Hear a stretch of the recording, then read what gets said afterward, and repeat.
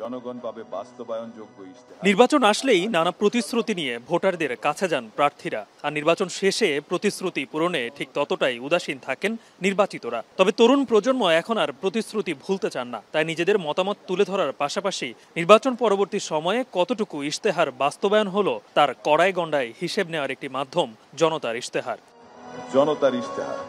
রাজধানীর একটি হোটেলে ট্রেসের আয়োজনে তুলে ধরা হয় কিভাবে ডিজিটাল মাধ্যম ব্যবহার করে নির্বাচনী ইশতেহারে জনগণের সাথে রাজনৈতিক দলের জবাবদিহিতা বাড়ানো যায়। দেশের একজন নাগরিক জাতীয় ইস্যু, নিজ এলাকার সমস্যা ও চাহিদা এবং বিভিন্ন পেশা বা শ্রেণীর মানুষের প্রয়োজনীয়তা নিয়ে মতামত দিতে পারবেন, যা রাজনৈতিক দলগুলোর ইশতেহার তৈরিতে সহযোগিতা করবে। তবে এখানেই শেষ নয়, নির্বাচনের পর সরকার কতটুকু তা বাস্তবায়ন করলো সেই হিসেব নিকেশ তুলে ধরবে এই মাধ্যম। কমিউনিটির যে সমস্যাগুলি, এই সমস্যাগুলি ওনারা কিভাবে সমাধান করবেন, কিভাবে ওনারা ম্যানিফেস্টোতে অন্তত আসা দরকার বলে আমরা মনে করি।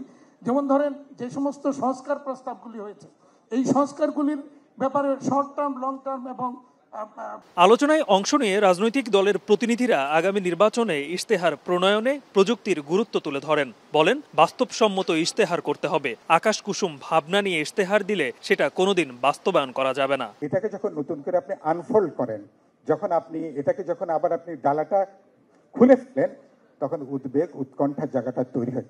আপনি ইশতেহার নিয়ে আলোচনা করছেন। এখন আজকে হচ্ছে নভেম্বরের 8 তারিখে। এখন আমরা বুকে হাত দিয়ে বলতে পারছি না যে ফেব্রুয়ারির প্রথম অংশে নির্বাচন হবে, অথচ গুরুত্বপূর্ণ রাজনৈতিক দলগুলো এই পোডিয়ামে তা কিন্তু আছেন। কি কারণ আমরা এমন সমস্ত বিষয় হাজির করছি যেটা ইতিমধ্যেই দীর্ঘ আলাপ আলোচনা করে আমরা রিজলভ করে এসেছি। সীমাবদ্ধ না থেকে নতুন প্রজন্মের জন্য একটি ভবিষ্যতের ধার খুলে দিতে হবে, তারা যাতে এগিয়ে যেতে পারে। আমরা যদি ইতিহাসকে দায়বদ্ধ না হই, আমরা যেন আমাদের নতুন প্রজন্মের একটা সুন্দর বাংলাদেশ রেখে যেতে চায়। সেই ধরনের ইশতেহার হোক, শিক্ষার সংস্কার, করাপশন, এন্টি করাপশন, জিরো টলারেন্সের অঙ্গীকার সবাই করে, এটা জায়গায় যেন আমরা সবাই থাকতে পারি।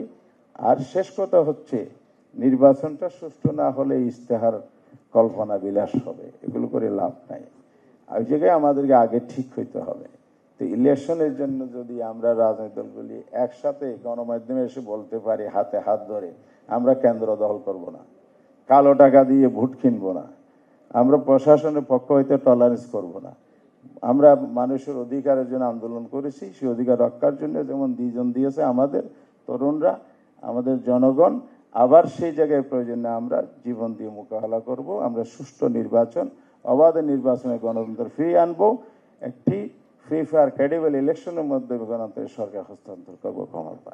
কনসেনসাস হয়েছে, এটা বাস্তবায়নের ক্ষেত্রে কনসেনসাস হতে হবে। কনসেনসাসের বাইরে যাওয়ার কোনো সুযোগ নাই। কনসেনসাসের বাইরে তখনই আপনি যেতে পারবেন যখন আপনি আপনার দাবিগুলো নিয়ে জনগণের কাছে যাবেন।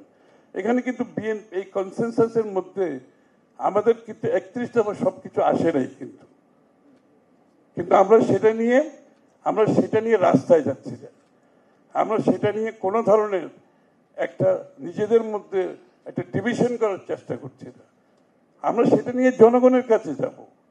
আমাদের যে বিষয়গুলো কনসেনসাসে আসে নাই, আমরা কিন্তু আগামী নির্বাচনে সেইগুলোরই আমরা জনগণের কাছে যাব, এবং যে যতটুকু ঐক্যমত হয়েছে এটা তো আমরা বাস্তবায়ন করবই, আর যেগুলো তো ঐক্যমত হয় নাই সেগুলো আমরা জনগণের কাছে নিয়ে যাব। জনগণ যদি আমাদেরকে ম্যান্ডেট দেয় সেটা আমরা বাস্তবায়ন করব।